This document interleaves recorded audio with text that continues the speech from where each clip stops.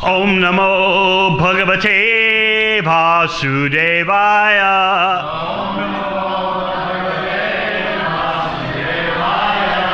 Om Namo Bhagavate Vasudevaya.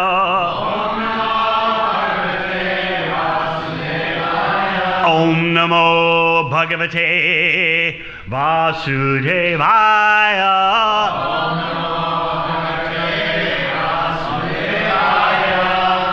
Srimad Bhagavatam, 2nd Canto, Chapter 7, Scheduled Incarnations, Text 39.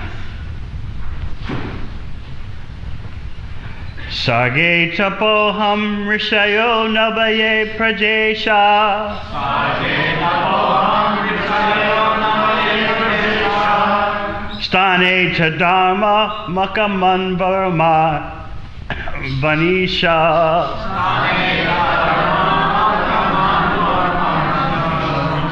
Ante twadharma haramanyu vashasharaja.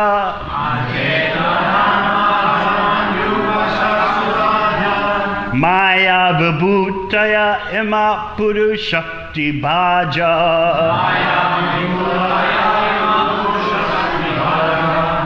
Sarge, in the beginning of the creation. Tapa, penance. Aham, myself. Rishaya, sages. Nava, 9. Ye prajesha, those who would generate. Stane, in the middle, while maintaining the creation. Ata, certainly. Dharma, religion. Maka, Lord Vishnu. Manu, the father of mankind. Amara, the demigods, deputed to control the affairs of maintenance. Avanisha, and the kings of different planets. Ante, at the end. Tu, but. Adharma, irreligion. Hara, Lord Shiva. Manu Vasha, subjected to anger. Asura Adya, Atheists, the enemies of the devotees. Maya, energy. Vibhutaya, powerful representatives. Ima, all of them. Purushakti Bhaja, of the Supreme Powerful Lord. Translation. At the beginning of creation, there are penance, myself, Brahma, and the Prajapatis, the great sages who generate. Then, during the maintenance of the creation, there are Lord Vishnu, the demigods with controlling powers, and the kings of different planets. But at the end, there is irreligion, and then Lord Shiva and the atheists full of anger, and so forth. All of them are different representative manifestations of the energy of the supreme power, the Lord. Purport. The material world is created by the energy of the Lord, which is manifested in the beginning of the creation by the penance of Brahmaji, the first living being in the creation. And then there are the 9 Prajapatis, known as great sages. In the stage when creation is maintained, there are devotional service to Lord Vishnu, or factual religion, the different demigods, and the kings of different planets who maintain the world. At last, when the creation is preparing to wind up, there is first the principle of irreligion. Then Lord Shiva, along with the atheists, full of anger. But all of them are but different manifestations of the Supreme Lord. Therefore, Brahma, Vishnu, and Mahadev, Shiva, are different incarnations of the different modes of material nature. Vishnu is the Lord of the mode of goodness, Brahma is the Lord of the mode of passion, and Shiva is the Lord of the mode of ignorance. Ultimately, the material creation is but a temporary manifestation, meant to give the chance of liberation to the conditioned souls who are entrapped in the material world. And one who develops the mode of goodness under the protection of Lord Vishnu has the greatest chance of being liberated by following the Vaishnava principles, and thus being promoted to the kingdom of God, no more to return to this miserable material world. Translation again. At the beginning of creation, there are penance, myself, Brahma, and the Prajapatis, the great sages who generate. Then, during the maintenance of the creation, there are Lord Vishnu, the demigods with controlling powers, and the kings of different planets. But at the end, there is irreligion, and then Lord Shiva and the atheists full of anger, and so forth. All of them are different representative manifestations of the energy of the supreme power, the Lord. Om Jnana-Chimadandasya Jnananjana Shalakaya Chakshurun Militam Yena Tasmai Shri Gurave Namaha. Jai Sri Krishna Chaitanya Prabhu Nityananda Sri Advaita Gadadhar Srivasadi Gaur Bhaktavrinda. Hare Krishna, Krishna Krishna, Hare Hare, Hare Rama, Rama Rama, Hare Hare. It's good for us to think from time to time, if not every day, how we have a personal problem with the purpose of the creation. You might not think in that way, but it should be a daily meditation. I'm at odds with the intended purpose of the creation. We like to think that we're kind of innocent. We like to think that we're well-intentioned, we have a few faults, but everyone does, you know? And we're just trying to make our way through this world in a way that we can be happy and maybe help others to be happy and If there's a bit of spirituality to varying measures added to our life, so be it. But the crux, the core purpose of our being in the creation is self-fulfillment in an autonomous way. Self-fulfillment as we see it, as we define it. This is the imprint that the age of Kali has, especially the age of Kali, has placed upon us. That it's got to come from me, and then it's authentic. We have many barriers brought about by material conditioning which are impeding our spiritual life. Of course, everyone thinks about the struggle to control the senses, the struggle to control the mind. But even going deeper than that is this argument with the creation. The creation is meant for me, for the most part. I mean, I will give in charity to others, I will help others, but what's in it for me? What am I getting from all this struggle? I've got to get more than I give, or at least the book should be balanced. So the first impediment lurking beneath our shell, and indeed the body and mind are a shell, and indeed this universe is encased in 7 shells. Besides that, or within the shell, there is this demand that everything I do has to be self-affirmative. It has to be judged by me. I'm the judge of my life. Especially in the Western world, this is so prominent, this syndrome, that I want to be authentic. And in order to be authentic, I have to make autonomous choices. I may listen to a few others, I may take advice, have a lifestyle coach, that's very popular these days, but the bottom line is me. So this thinking, this infection, this virus, places you at odds with the purpose of the creation.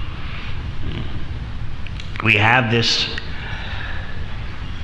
delusion that the more the choice is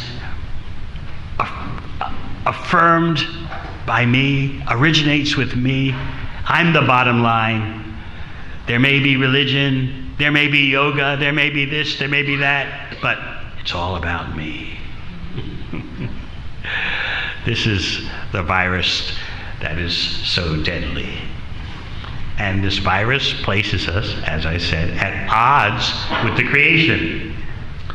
Brahma is telling us, at the beginning of creation, there's penance. And Prabhupada explains the purport. The material world is created by the energy of the Lord, which is manifested in the beginning of the creation by the penance of Brahmaji. So we don't say it, but what we can be thinking is, well, all glories to the penance of Brahmaji. He's made us a world that we can enjoy. In our own way, of course. So when you think about the things that get in the way of your program to enjoy the material world, what comes to your mind? Well, there are the 4 regular principles. There's the practices of bhakti yoga. There's, for initiated devotees, there's a promise to chant at least 16 rounds every day. It sounds simple, you would say, but there's something in us that's saying,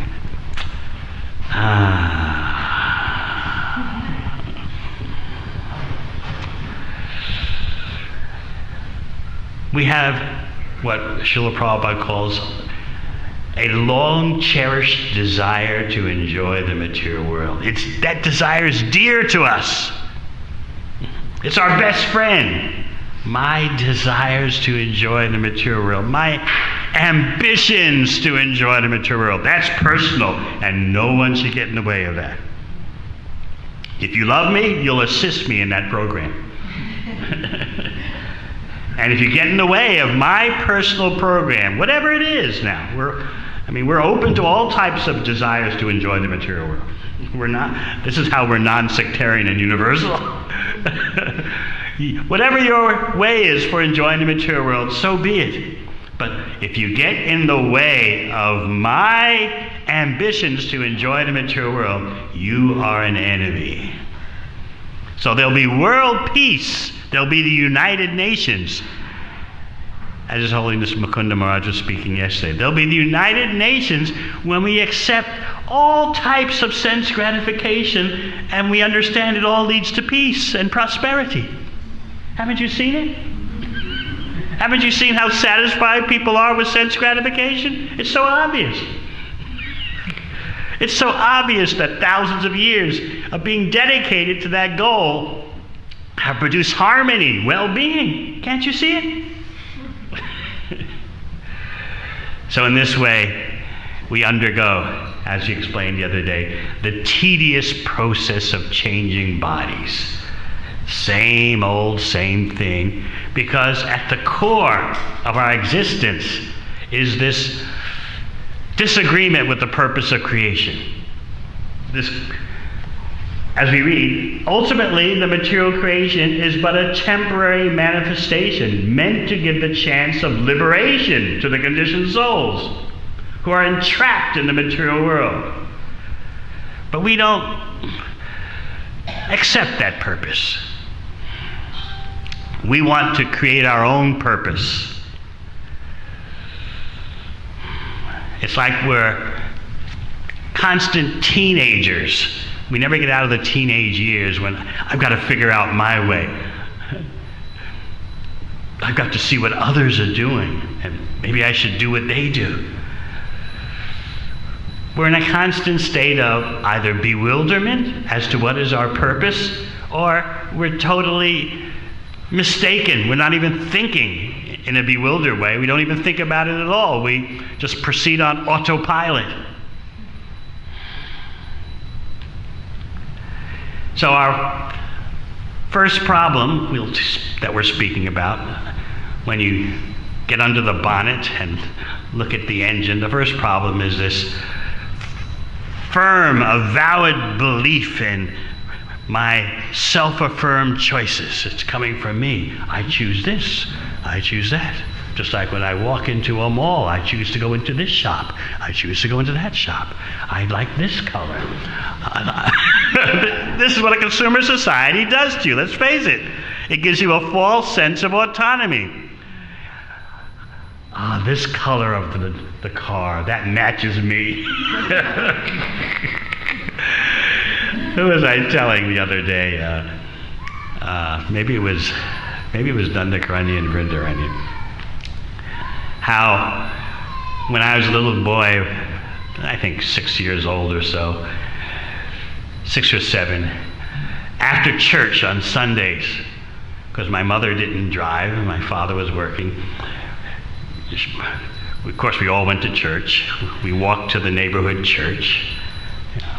And then afterwards, my mother and her best girlfriend, who happened to live next door, and her girlfriend had kids also, so both mothers would pile all their kids onto the city bus to go to the downtown in the part of New York City where all the shops were, like the big department stores, which had windows and mannequins of ladies all wearing the latest fashions. And so, I hated it as a little kid. Go to church, okay, I like church, but I wanted to get home by 1 o'clock Sunday afternoon to watch the baseball game.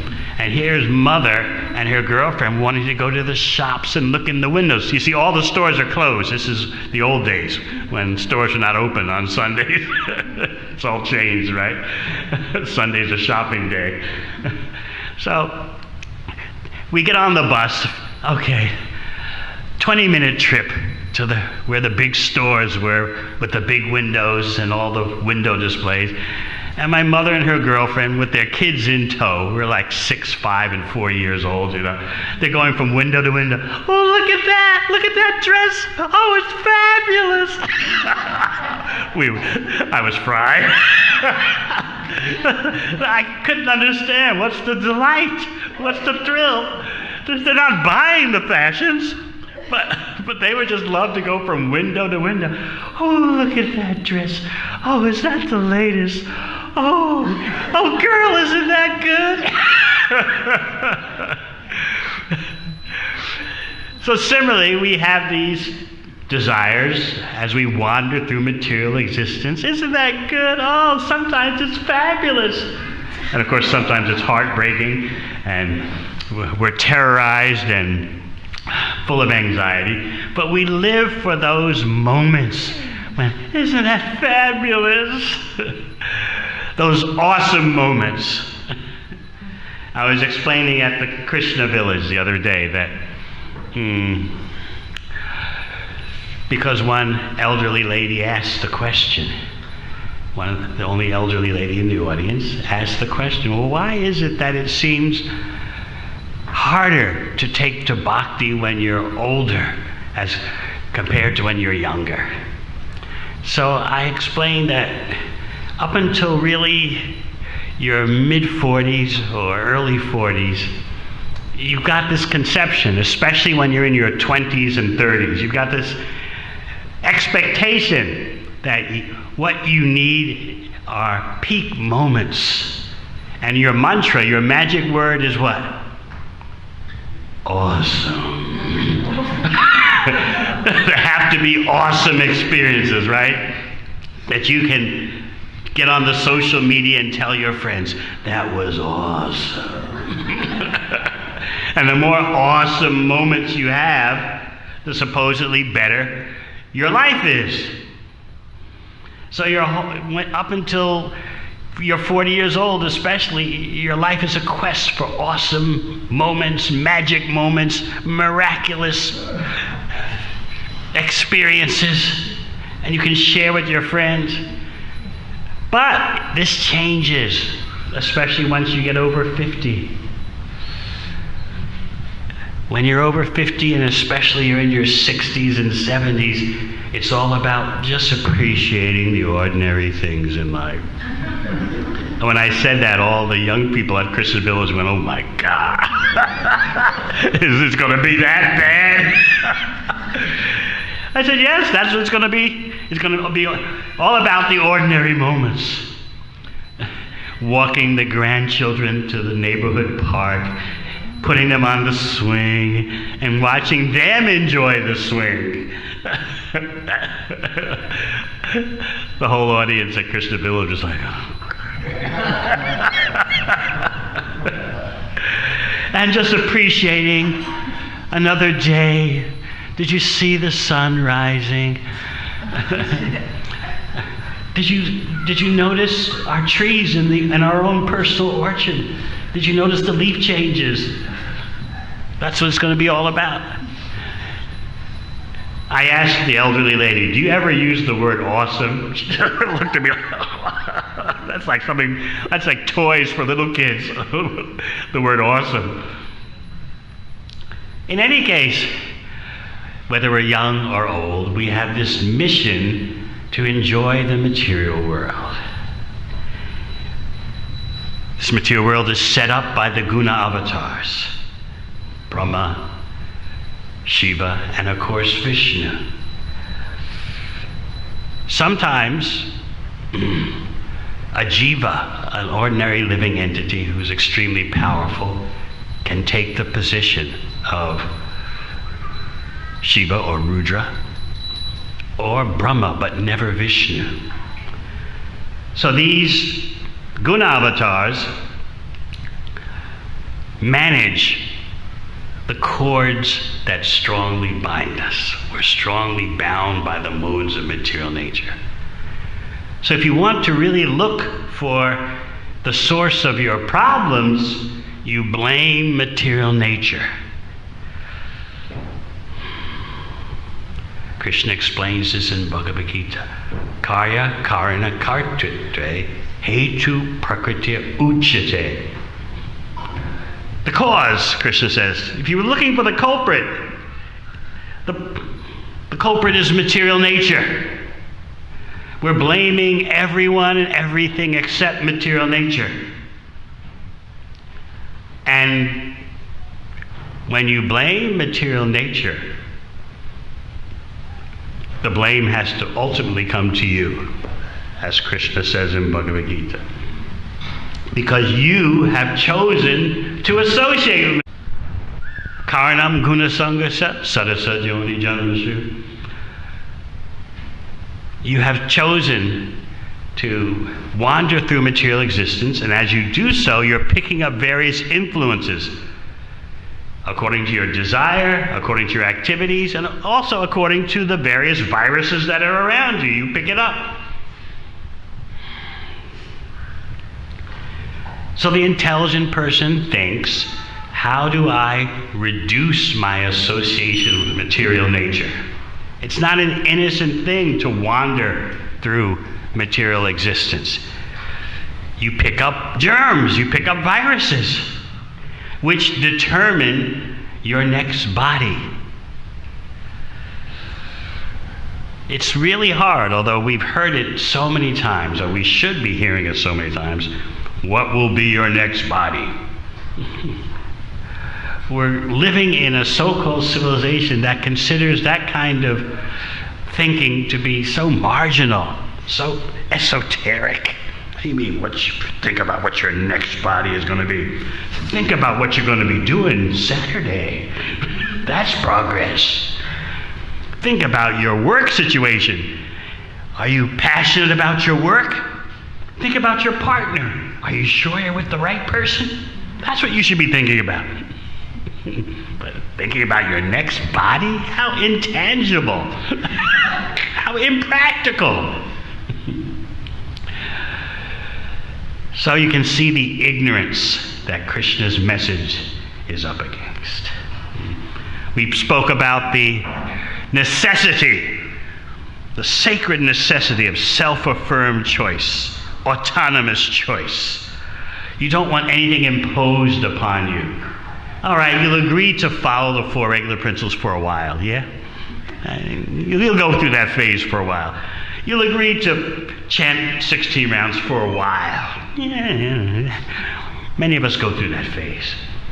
But then you just want to do things your way. This contamination goes so deep in us. But that's not the only virus that's plaguing us. Besides our fanaticism for self-affirmed autonomous choice, which doesn't allow for long any rules to be applied to us, what else? We're actually anti-supernatural. Now think about that. This verse is talking about Brahma, the Prajapatis, the 9 great sages, the demigods, the kings of different planets. Have you ever seen all this stuff? So deep down inside, there's uncertainty. Yeah, I don't know. I mean, isn't life just about the great mystery? And isn't the mystery too big for there to be just one way? The mystery is the everything, and there may be this way, there may be that way, but isn't the mystery bigger than it all?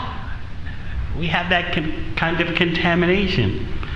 And then what about a personal deity, supreme personality of Godhead? I was discussing this at Krishna Pod, that so many in that audience had sincere, legitimate doubts about, is there a personality of Godhead? Now, they don't have doubts about their own personality. Of course, that is sacred. There's no doubt about that. Yeah. I'm a person, and I've got my needs and desires and my agenda. But the Supreme Personality, well, isn't that wishful thinking? Isn't it kind of mythological? But our program to be happy in the material world, that's the reality. That is the gospel truth. But Krishna's program, maybe in weak moments you need such fantasies.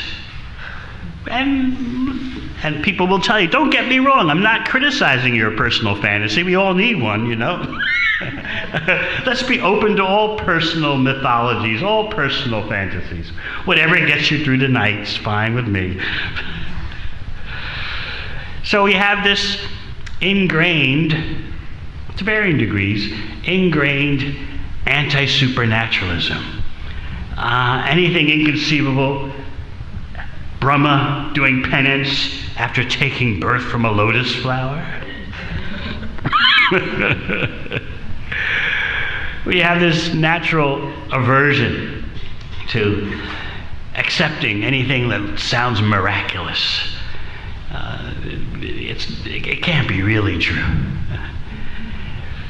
So these two things, the fanaticism of our embrace of self-affirmed choice and our deeply ingrained anti-supernaturalism, slow down our spiritual life.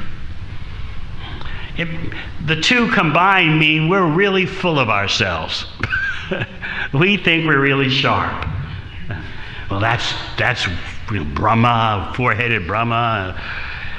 It's they're inspiring yoga stories to hear, you know. But in terms of daily reality, but meanwhile, there's so much about material existence.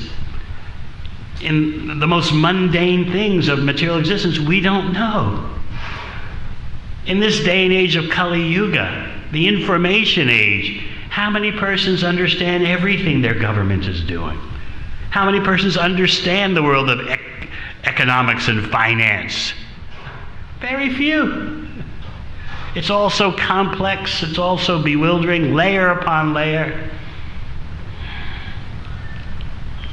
Yet when it comes to Krishna, when it comes to Srimad Bhagavatam, we think, well, I know enough to know that, these are inspiring stories, but that they should shape my life for my whole life? Maybe when you're a young guy like him, you know, you hear about these things and you relish them, but as you get older, you want to take on the world in your own way, and surely the universe understands. Surely the universe will accept your own individualistic endeavors. So in this way, we proceed with our spiritual life in a very weak way. We go through phases of being staunch and strong, and then we start to think, I should make peace with material nature. I should make peace with the modes of material nature. Let them act upon me, and let me learn by experience while pursuing my ambitions. What else is there to do? So in this way, we waste lifetime after lifetime. You see, most persons will not define themselves as strict materialists. You have some fanatical scientists, not all of them, but some fanatical scientists who will insist there is nothing but matter, everything can be described in material terms. Absolutely, this is scientism, this is a evangelical fervor. Not all scientists are like that, but a lot of big-mouthed ones are like that. And most persons won't go to that extreme. No, I'm not anti-spiritual. Yeah, I think there's something about life we don't understand, and I can't say that I know everything. But at the same time, they're afraid of embracing a spiritual reality. You see, it's one thing to have some kind of spiritual notions, quasi-spiritual notions. Yeah, I'm into well-being. I'm into wellness. I do massage. I get massages. spiritual. Yeah, I dabbled in a bit of astrology. What about mindfulness? Oh, yes.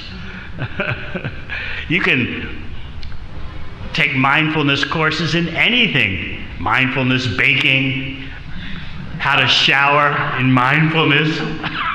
Really, you'll search the internet, you'll see there are mindfulness courses about anything and everything.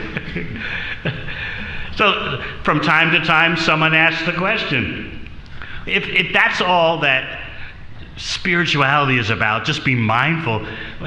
What about mindful criminals? You can apply mindfulness to anything because there's no morality. There are no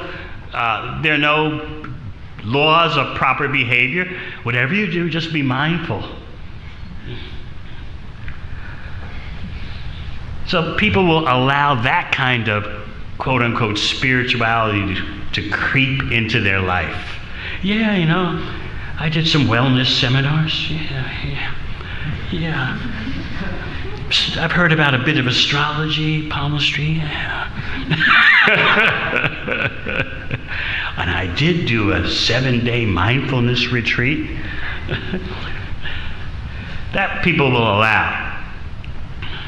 That little bit of spirituality, what they call spirituality, to seep into their life. But the full-on Hare Krishna experience,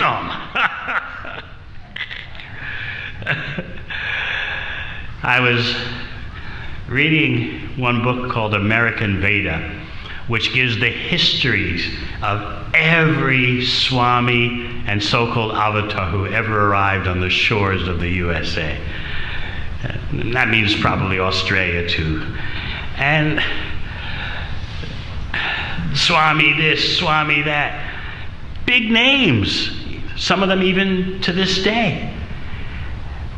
The book described with authorized, not rumors, but authentic information. The book described every one of them had a problem. Had a problem with the American girls. Every one of them. So the author gave a history of them all. Like 25 of them, the most prominent. Swami this, Swami that. And also, there was Srila Prabhupada. And the author said, of all the Swamis who came to America, this one walked his talk so much that no one will ever follow him. He remained strong with his standards until he left this world. The only one. And therefore we can understand the Hare Krishnas will never flourish.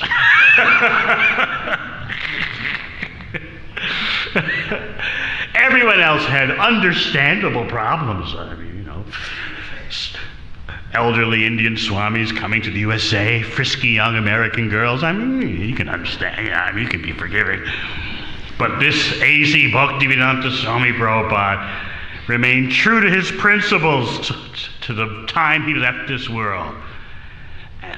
His movement is just too full on. It's just too colorful to ever be popular. So we laugh because we know that throughout the world, by Prabhupada's mercy, representing Sri Chaitanya Mahaprabhu, one way or another, somehow or another, bhakti is increasing. But at the same time, what about us?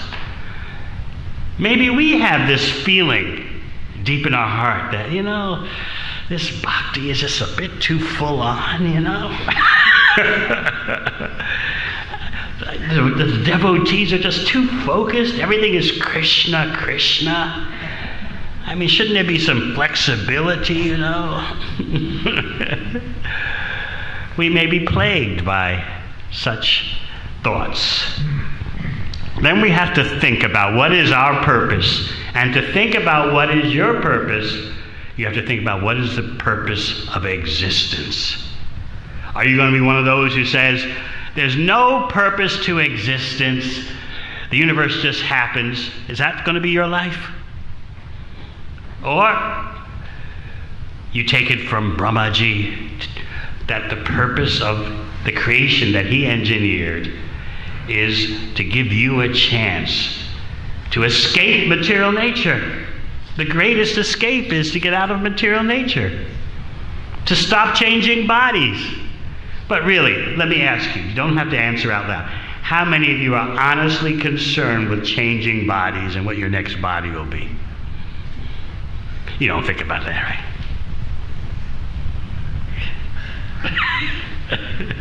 You're thinking about what are teenage years going to be like, right?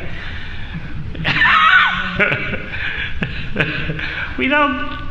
This is why we have to hear these things day after day. Otherwise, we're sure to become dull, and because we're living in material nature, that means we're living in an atmosphere of forgetfulness. We never hear the principles of Bhagavatam enough. We need to have our intelligence constantly purified. As soon as you think, yeah, I've heard it, I understand, yep, watch out, you got a problem. We can be covered over so quickly because we're swimming in an ocean of forgetfulness. It's exceptional when we can remember Krishna. So we're trying to increase those exceptional events when we're actually thinking of Krishna, and that means thinking of how to please Krishna. So let us consider, what is the purpose of the creation and how am I harmonizing with that purpose? Otherwise, you can be sure that in the name of freedom, in the name of autonomy, in the name of self-affirmed choice, you are a prisoner of the modes of material nature. And you get the blame. Even though material nature is doing it to you, you get the blame because you chose to associate with material nature. I often tell a tragic story of, it happened in a city in the USA. This city was on a river, and in the middle of the river was an island where there was a big city park. And on the weekends, people would flock to this park around midnight or 1 in the morning to engage in Kali Yuga activities, intoxication, so on and so forth. And so, to get to that island from the city, you have to get on a bridge. And so, it was 1 o'clock in the morning on a Saturday, and the bridge was bumper to bumper traffic. So many people wanting to go to the island and indulge. Wild parties and so on and so forth in the park on the island. So there was bumper to bumper traffic, and there was a girl, an 18-year-old girl in her car by herself. And she was going to the island too. But the traffic was bumper to bumper, and she happened to tap the back of the car ahead of her because it was a jam, traffic jam. And the guy in the car, the young people in the car got out of their car, opened her car door, pulled her out, started beating her, and then they picked her up and threw her over the fence of the bridge into the river below. She couldn't swim. She was finished. So the whole city was horrified. What an atrocious act. An 18-year-old girl merely stuck in a traffic jam, and she taps the bumper of a car ahead of her, and the enraged drivers jump out and beat her and toss her over the side of the bridge. What's this city coming to? Oh, it was front page news. The whole city was outraged. How could anyone do that to this girl? No one raised the question, what's the young lady doing out alone at the age of 18 going to this notorious island? No media asked that question. That's not relevant. She's just doing her self-affirmed choice. She's being a good American, pursuing happiness. Isn't that what it's all about? No one questioned, where are her parents? Why did her parents let her It wasn't her car, it was her parents' car. She's driving at 1 a.m. to a notorious island of intoxication and wildness. Why did her parents let her do that? Why did she do that? No one raised that issue. Similarly, we don't raise the issue of our association with material nature. And because of that association with material nature, we get the blame. We made the choice to associate with material nature.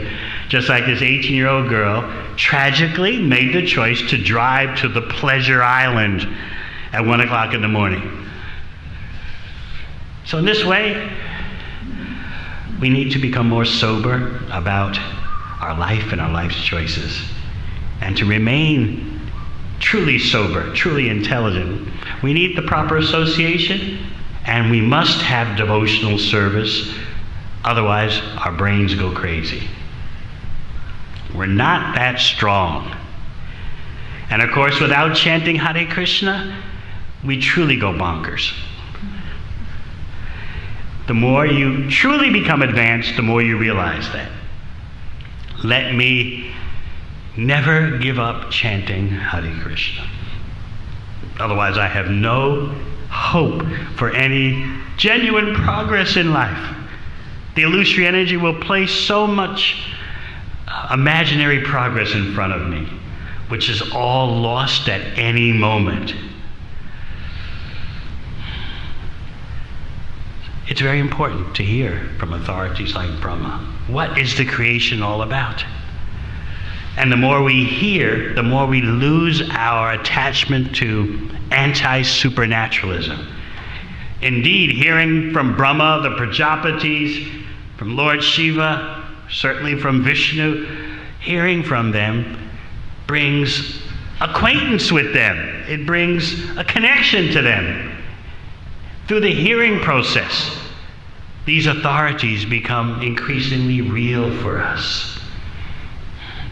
Hearing is more important than seeing.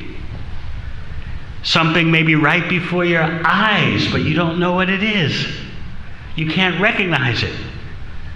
Just like when Krishna was present 5,000 years ago, very few understood he's the super soul, and fewer still understood he's the Supreme Personality of Godhead. Almost everyone thought he's the most powerful person on the planet right now. It's like you'd think of a sports star or something, the most powerful cricket star, or the most powerful this or that kind of athlete. So that's how they thought of Krishna. He's number one, MVP. They didn't think about him as right before my eyes is the super soul, or what to speak of the Supreme Personality Godhead. But Krishna is there right before their eyes. They can't see it. They don't know what's right in front of their eyes. That's why hearing is more important. So therefore the acharyas stress, more important than your seeing is your hearing. See through your ears.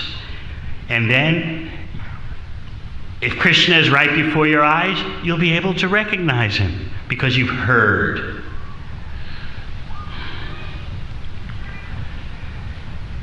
So please consider these points, and in this way, we can remain true to the purpose of Brahmaji's creation. All right, any questions? Yes? What is the name? Is there a microphone so the whole world can hear your wonderful question?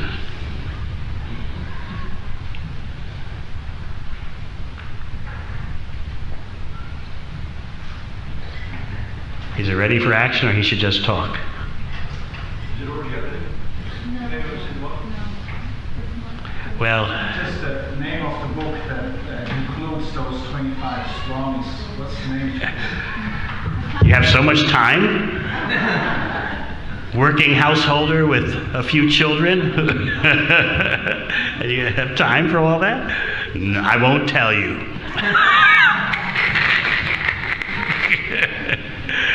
Better you use your time to read Srimad Bhagavatam. I just wanted to read Prabhupada's. You'd have to go through the whole book to find that part. I'm not going to tell you. For the sake of preaching, I may utilize various materials, but your lifestyle is different.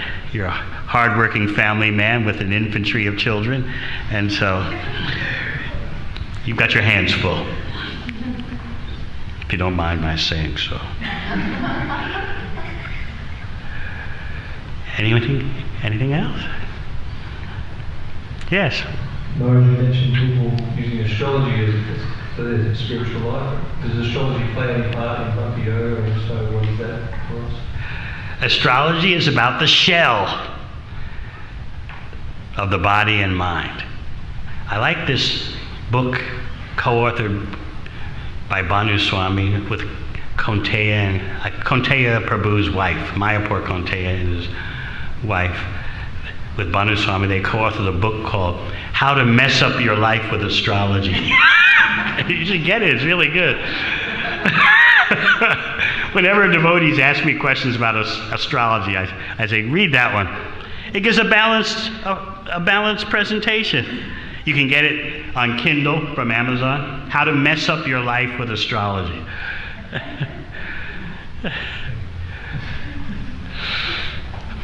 Prabhupada would be very casual about astrology. Sometimes he would say, let's see what they say. Let's hear what they say. And the devotees would go to an astrologer, and the astrologer would say this and that, and the devotees would present it to Prabhupada, and he would, So it was like playing with a frisbee or something. Let's throw the frisbee around and see. Let's see what the astrologers say. You have to know how to use it. Just like if you want to get married, of course you're already married, right?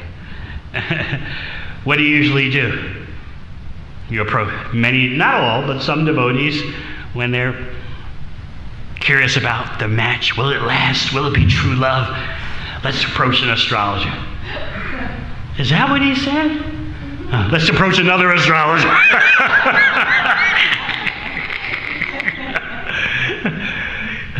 Oh, he said that? We'll try the third one.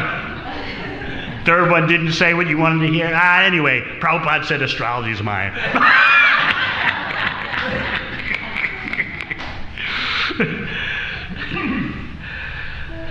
The main thing is to be sure of your spiritual goals and what it takes to get to those goals. Astrology can help in terms of material influences, but Krishna is independent. A good astrologer, and you have to find a good one, which is not often easy, is like a good weather forecaster. But still, everyone knows. Just like last night, I went to sleep thinking it's going to be no less than 16 degrees at night, so I don't need another blanket or this or that or the other. And then I wonder, why, during the middle of the night, why am I chilly? And I woke up and looked at the thermometer for the room, 14 degrees. It's like, wait a minute, they didn't predict that. So that's the way of material nature. Of course, for you, a difference between 16 and 14 degrees is nothing, right? Wait till your body ages. Your muscles go flat. Your good looks, your handsomeness disappears. And you're just an old man. Those days will come. Anything else? Yes. Thank you for the class. You mentioned how we want to have our own program, and In a nice way, in a humble way.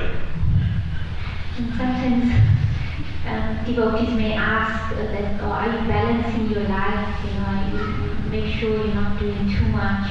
And so how do we know what is our individual balance so that we can stay afloat? What are you trying to balance? Balance means something on one side, something on the other side. What are you trying to balance? I think they're trying to say is No, what are you trying to say? that you're looking after your health, or you... Well, sure. Yes, you should look after your health. You should eat in such a way that your service to Krishna is not impeded, so your service can actually increase. Take care of your health, yes. Prabhupada told Harisari Prabhu that if you're over 50, you have to spend more time on your body. You got to take care of the machine that's used for serving Krishna. You're going to the gym and lifting and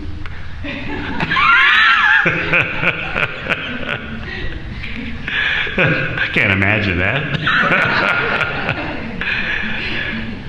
But some persons know how to do that in a way that increases their service. You don't, I don't, but some devotees. Right now in Vrindavan, there's a gym. Yes. And devotees go to the gym and they what do they call press, what do you call it? Yeah, they bench press. Because, I try to understand their point of view. They're sitting around all day in Vrindavan, chanting and reading. Your body, you have to keep it in shape. So the easiest thing is just take a 10-minute walk to the gym in Brudge. Do some bench presses and then hit the Parikram trail. So I can relate to that. What do you think, Sadhbhuj? They're doing what they got to do, Oh, you do? Where? I didn't know. Really? So the point is always to have your goal in mind, how you can best use your energies and your time. You have to take care of the body. Different devotees have different styles of taking care of the body. I remember working at the BBT, and my service was doing final editing from morning to night, in which you had to read from morning to night, and you couldn't overlook any mistakes, so your concentration had to be focused. It's like taking a physics exam all day, every day. How could you do it on the diet that the temple was serving everyone, whether from the BBT or a Sankirtan devotee or someone mowing the lawns? Everyone had deep-fried pakoras, white flour breadsticks, that thick, deep-fried in ghee.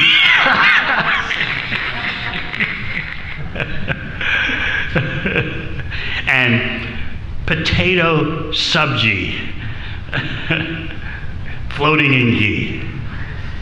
And then for the dessert, halava that had the butter floating on top. And you're supposed to have that as lunch and then read at the BBT for another 6 straight hours. So I remember, I caused a revolution. I didn't ask the TP, I asked the BBT trustee. I said, is it possible for me to do my service? I could just have steamed veggies and chapatis. He looked at me like, you don't want the temple prasadam. I said, I want it, but I don't want to sleep the rest of the afternoon. We have Prabhupada is demanding his books. I got to stay awake. All right, this is revolutionary, he told me.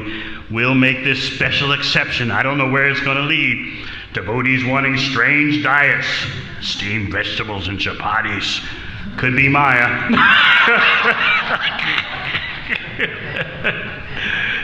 Anyway, I did get my steamed veggies and chapatis. So luxurious, I did get it. So please take care of your health so you can engage in Krishna's service. That's the point. So you can harmonize with the purpose of the creation. Anything else? Come forward, you're way in the back, Jiva Doya. Come forward, don't be shy. Thank you, Maharaj. So, in your class, there were a couple of topics brought up, a couple of points this topic of purpose of material existence. When I try and understand them with my limited intelligence, I find them contradictory. So, for example, you brought up about a girl who had thrown off the bridge, and you mentioned about, where were her parents, and why did they let her go? That's part of the problem, yes. And so, when we consider our association with material existence, the question comes up, well, why does Krishna let us associate? Why does he not stop that? Oh, isn't it great to blame Krishna? What does Krishna say in Bhagavad Gita? Karya karna kartute, hetu prakriti uchate.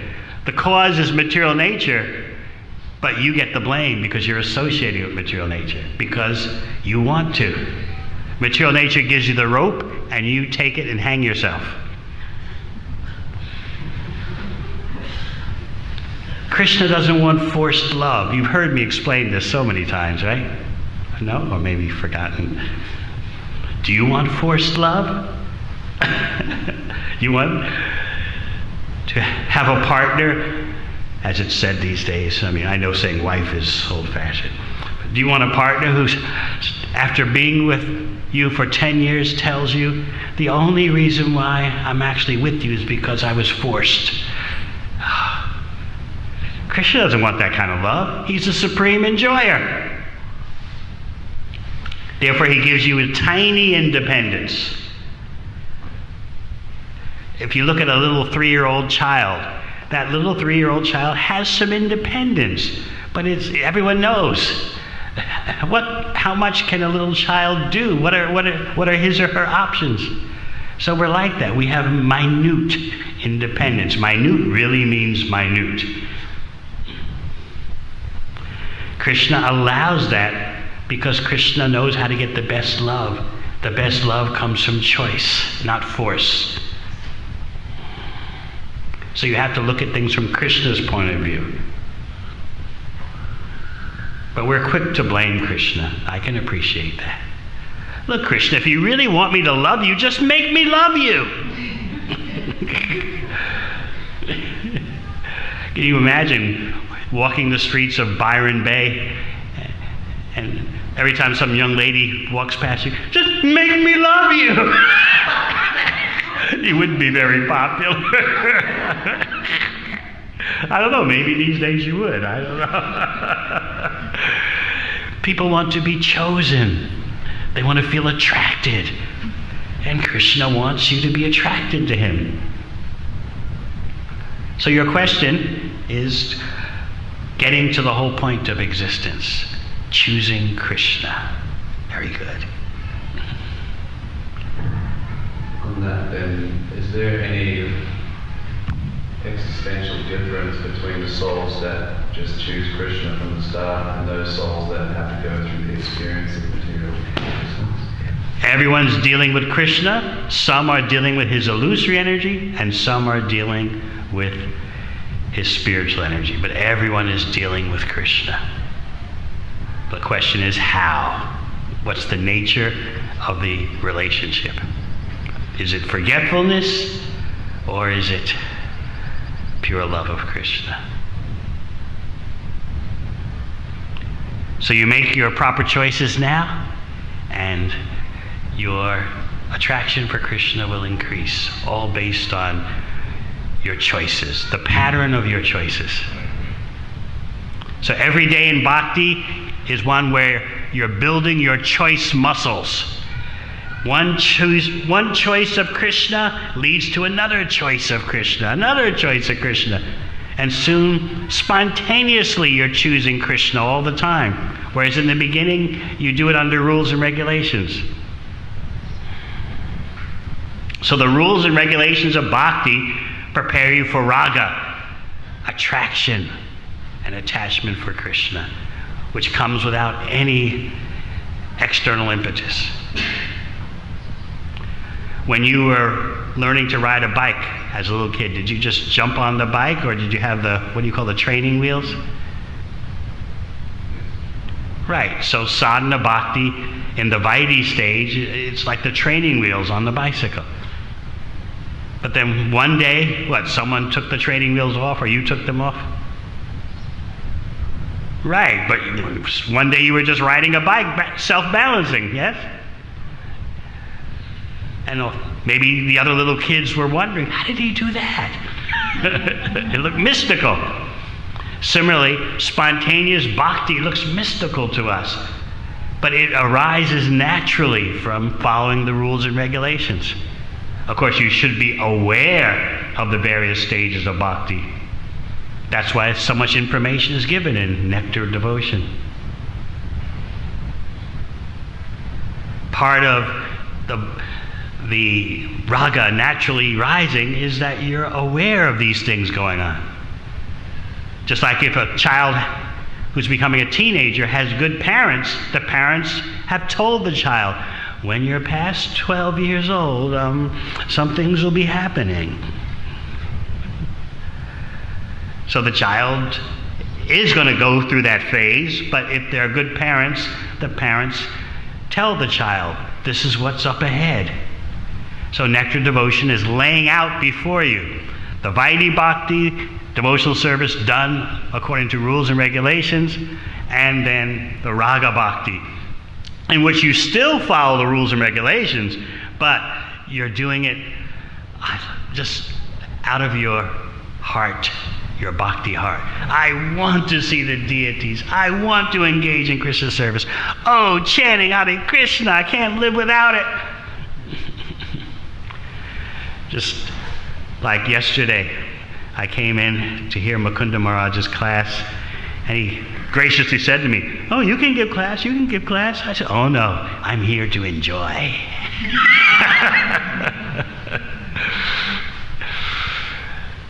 Hare Krishna, thank you very much.